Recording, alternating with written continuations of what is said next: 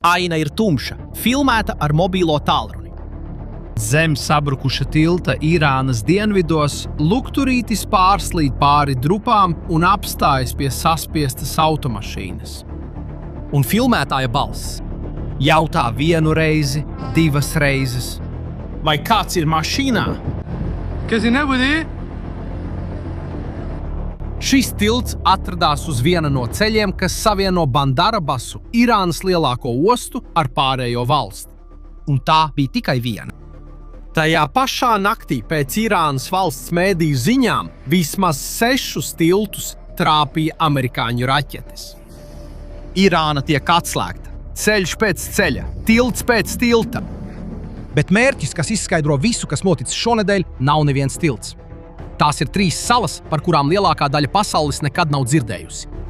3 klintis jūras vidū, kas kopā veido 25 kvadrātkilometrus. Mazāk nekā viens rajons lielā pilsētā. Un šeit ir tas, kas padara šo stāstu atšķirīgi no visa, ko mēs jebkad esam stāstījuši par šo karu.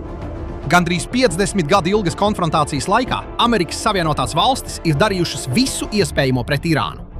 Izņemot vienu lietu. Viņi nekad nav ieņēmuši nevienu daļu no tās teritorijas. Šis noteikums bija spēkā pusgadsimtu, un šonedēļ tas sāka tikt pārkāpts. Un vieta, kur tika izvēlēts pārkāpt šo noteikumu, ir tieši šie 3 akmeņi. Tātad jautājums, uz kura balstās viss šis video, ir, kas ir šajās 3 salās, kas ir tik vērtīgs, lai pārkāptu 50 gadus vecu noteikumu? Bet vispirms tev jāredz, cik lieli postījumi notiek ap tām. Pa dienu postījumi ir vēl skaidrāk redzami. Uz Kohrestanas tilta kravas automašīnas sakrājas, jo nav kur izbraukt.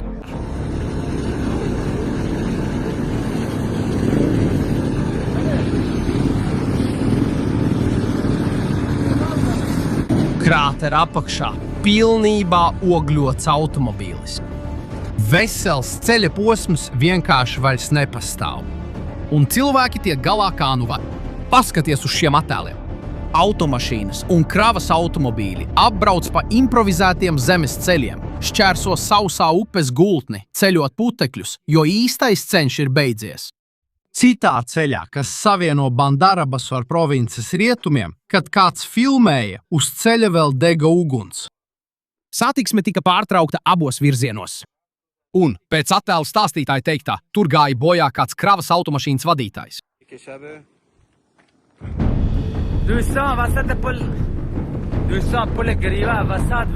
Pat degvielas cisterna uzsprāga uz tilta, kuru raķete trāpīja tieši vidū. Vadītājs neizdzīvoja. Un tas, kurš filmē, atkārto vienu un to pašu brīdinājumu. Neviens, lai nekāpj uz tilta.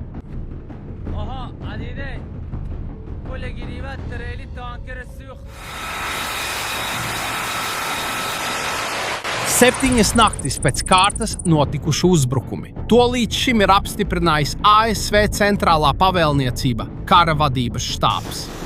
Un izplatītajos attēlos redzams, kā raķetes tiek palaistas no kuģiem, izgaismojot tumšo Persijas līča jūru.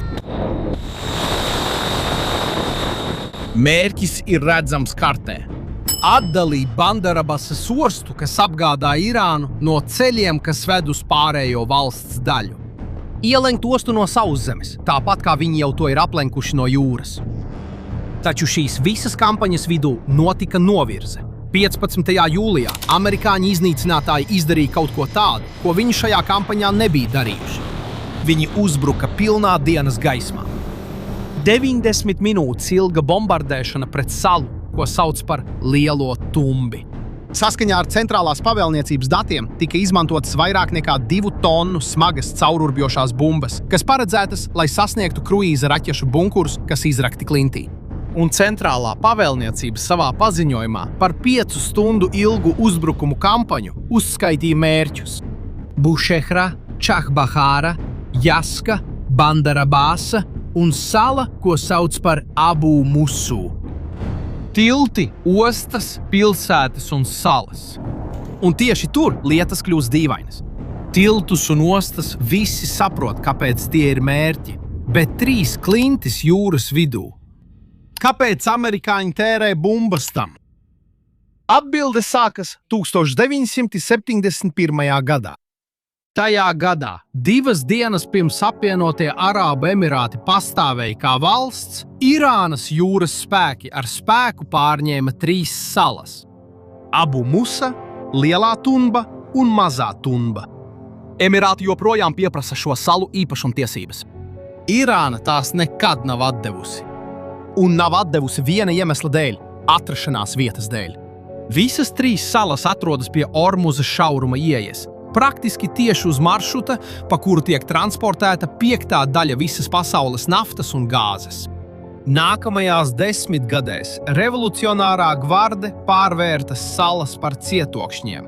Pretkuģu raķetes vērstas uz šo maršrutu. Pretgaisa aizsardzības sistēmas. Radāri. Ātrgaitas laivu bari, kas gatavi aplenkt jebkuru garām braucošu kuģi. Un, pēc Amerikas centrālās pavēlniecības datiem, plašs pazemes bunkuru tīkls. Tas nozīmē, ka sala ir tukša no iekšpuses, gluži kā kauns, ko parādījām iepriekšējā video. Abu Musa, lielākajā no tām, pat ir neliels civiliedzīvotāju ciemats. Aizsegs militārajai bāzei. Paši Irānas amatpersonas dod salām iesauku.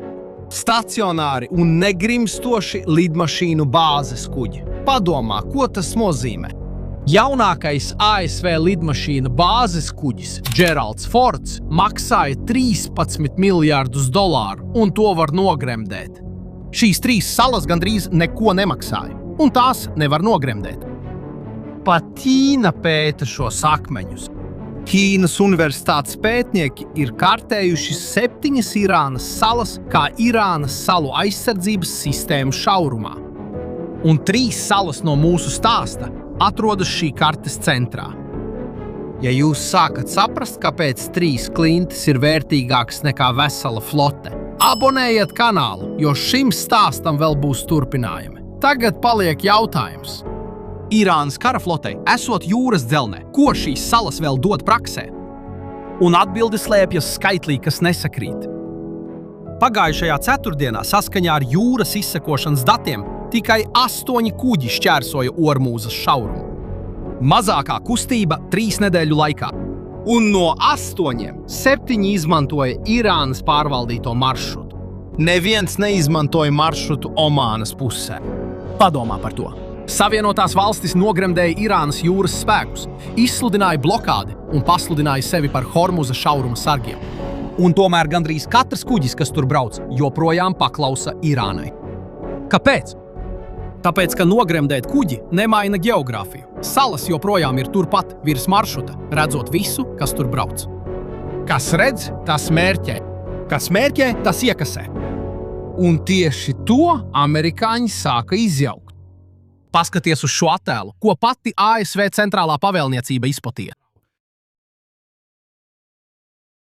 Novērošanas tornis Šabahāras ostā, kuru pēc amerikāņu teiktā revolucionārā gvarde izmantoja, lai novērotu un mērķētu kuģus reģionā. Uzliesmojums, un torņa vairs nav. Savienotās valstis izrauj Irānas acis. Viens pēc otra. Un tagad ievēro vienu lietu, kam gandrīz neviens nepievērs uzmanību. Ievēro notikumu secību. Vispirms amerikāņi nogremdēja floti, ieskaitot Soleimānī klases kuģus. Režīma flotes lepnums. Pēc tam viņi slēdza ostas ar blokādi. Un pirmie 2 kuģi, kas mēģināja pāraut blokādi, tika pārtverti un piespiesti atgriezties atpakaļ. Pēc tam viņi aplenca Kodola kalnu. Salas nebija pēdējās nejauši. Tās bija visvairāk aizsargātā figūra uz spēles dēļ. Un tagad vairs nekas nav palicis, lai tās aizsargātu. Tieši šādā situācijā pienāca lielais vilnis 15. datumā.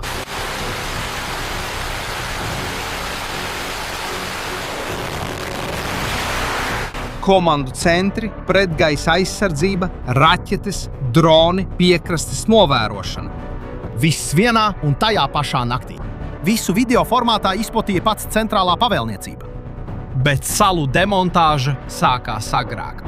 Un tā sākās ar vadību. Martā Izraēlas gaisa uzbrukums trāpīja komandieru sanāksmei Bandara Basā. Tajā atradās admirālis Alireza Tangsiri, revolucionārās gvardes jūras spēku komandieris. Un pēc izrēliešu teiktā, visa jūras spēku vadība kopā ar viņu, ieskaitot izlūkošanas vadītāju. Izraēlas aizsardzības ministrs paziņoja par nāvi ar šādiem vārdiem. Vīrietis, kurš bija tieši atbildīgs par šauruma mīnēšanu un bloķēšanu, tika uzspridzināts un likvidēts. Un šajā stāstā ir kāda detaļa, kas izklausās pēc kino scenārija. Gadu pirms nāves Tangsiri publiski bija paziņojis savu stratēģiju. Mūsu taktiskā pieeja nosaka, ka mums jābruņo un jāpadara šī salu grupa operacionāla. Vīrietis, kurš apbruņoja salas, tika medīts un nogalināts. Un tagad angāri, noliktavas un bunkuri, ko viņš militarizēja, tiek iznīcināti. Viens pēc otra. Cietokšņi ir palikuši bez saimnieka. Un amerikāņu militārais analītiķis, bijušais jūras spēku kapteinis, atpazina šo bombardēšanas modeli. Tas ir tieši tāda veida uzbrukums, kādu veids pirms amfībijas iebrukuma. Un šeit šis stāsts nonāk līdz mūsdienām. Un pie tā, kas var notikt jebkurā brīdī. Pēc amerikāņu amatpersonu teiktā, Trumpa rīcībā ir iespēja nosūtīt sauszemes karaspēku, lai ieņemtu salas. Un spēki jau ir savās vietās. Amerikāņu desanta kuģis Tripolī ir ieradies reģionā ar 3500 jūras kājniekiem un jūrniekiem, kā arī F-35 iznīcinātājiem uz klāja. Kuģis Boxer atveda vēl 2500. Turklāt ir arī amerikāņu armijas elites izpletņlēcēji, slavenās 82. gaisa desanta divīzijas karavīri. Gandrīz 7000 papildu vīru, kas tieši šim nolūkam ir apmācīti. Izkāpt no jūras un ieņemt krastu. Ja šāda pavēle tiks dota, tā būs pirmā reize vēsturē, kad Amerikas Savienotās valstis kaujā ieņems kādu Irānas teritorijas daļu. Bet zinot to, rodas jautājums, kāpēc pavēle vēl nav dota? Un atbildi uz šo jautājumu Amerikas Savienotās valstis iemācījās rūgtā pieredzē. Jo ieņemt ir vieglākā daļa. Noturēt ir problēma. Salas atrodas aptuveni 70 km attālumā no Irānas krasta.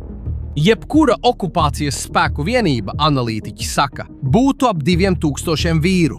Tā stāvētu uz klints, sasniedzama ar droniem un ballistiskajām raķetēm, kas palaistas no kontinenta. Amerikāņi to zina. Un tieši tāpēc šis modelis atkārtojas. Tāpat kā kalnā, trieciens, kad tas tiks dots, būs vienā piegājienā, lai pabeigtu darbu. Un Irāna? Irāna reaģēja vienīgajā veidā, kā vēl spēja.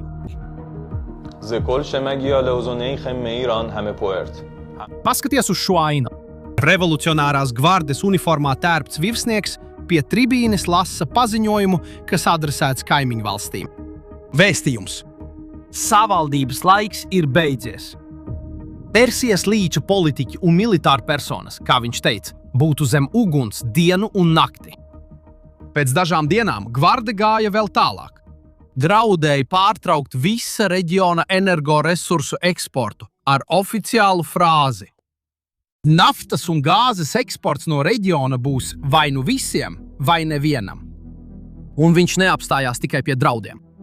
Irānas raķetes tika palaistas pret Kataru, tieši to valsti, kas bija miera sarunu starpnieks, kā arī pret Kuveitu, kur tika bojāta atsāļošanas rūpnīca. Citiem vārdiem sakot, viņš apdraudēja ūdens piegādi valstī, kas atrodas tūkstneša vidū. Pievērs uzmanību šim modelim, jo tas ir tas pats, ko redzējām mūsu iepriekšējos 2 video. Tas, kurš ir pie varas, neapdraud kaimiņus, neuzbrūk starpniekam un nemērķē uz ūdeni tiem, kas pat nav iesaistīti konfliktā. Visa šī troksnis ir režīma skaņa, kas burtiski zaudē pamatu zem kājām. Donalds Trumps šo brīdi rezumēja savā stilā. Labāk noslēgt vienošanos, citādi nekas nepaliks pāri. Tagad atgriezīsimies pie jautājuma pašā sākumā. Kas ir šajos 3 akmeņos, lai amerikāņi pārkāptu 50 gadus vecu noteikumu? Atbilde ir tāda, ka šīs salas ir pēdējais Irānas varas balsts pār Ormūzas šaurumu. Jūras spēki nogrima. Ostas ir slēgtas. Kalns ir ielenkts. Palikusi tikai zeme. Šie 25 kvadrātkilometri klints un bunkuru, kas joprojām liek 7 no 8 kuģiem pakļauties Irānai. Ja šie 3 kritīs, Irāna nedēļām nezaudēs šaurumu. Zaudē uz visiem laikiem. Jo karoks, kas tiek pacelts uz salas, nenokrīt ar raķeti. Vispirms bija jūra, pēc tam kalns. Tagad zeme. Šī iebrukuma pavēle var tikt izdota jebkurā brīdī. Un, kad tā tiks izdota, mēs būsim šeit, lai tev parādītu, kas patiesībā notika. Tāpēc abonē kanālu jau tagad, lai nepalaistu garām šo nodaļu. Un pirms aizej, atbildi man uz vienu jautājumu komentāros. Vai tu domā, ka amerikāņu jūras kājnieki tiešām izkāps uz salām? Uzraksti zemā, ko tu domā. Es izlasīšu. Paldies par skatīšanos, uz tikšanos nākamajā video.